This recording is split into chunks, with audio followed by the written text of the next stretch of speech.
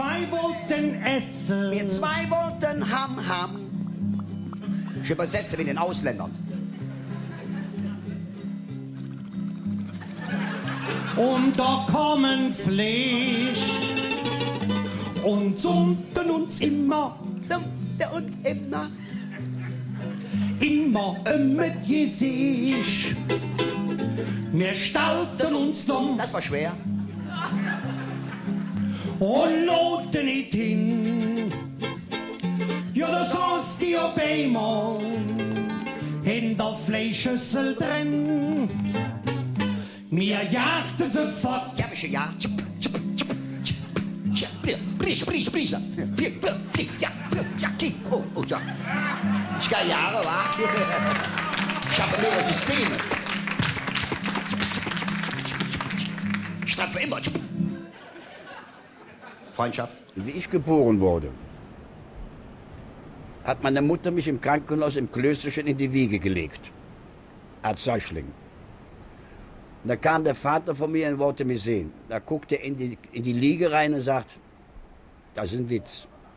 Seitdem bin ich Komiker geworden, so einfach ist das. Sie war wieder da. Sie summte von Witz und sie brummte von nah. Ganz mal sauber, das sind so.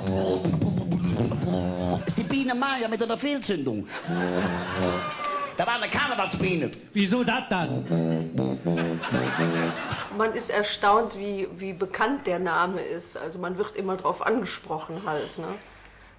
Obwohl es schon lange rum ist eigentlich. Also auch die Kinder. Also man kennt, selbst die Jugend kennt ihn noch. Obwohl es ja schon jetzt eine Zeit her ist, wo er aufgehört hat. Als kleines Kind wusste man gar nicht, was die Leute meinen. Ja. Also, ich meine, ich kannte das ja nur so. Man wusste nicht, was die Leute von einem wollen. Ach, super. Es gibt einen ganz großen Unterschied zwischen meinem Vater und mir. Ich bin genauso bekloppt wie der, aber er kann das auf Kommando. Weil er immer jet drop hat, wo man so verlachen muss. Ne? Der hat immer jet drop.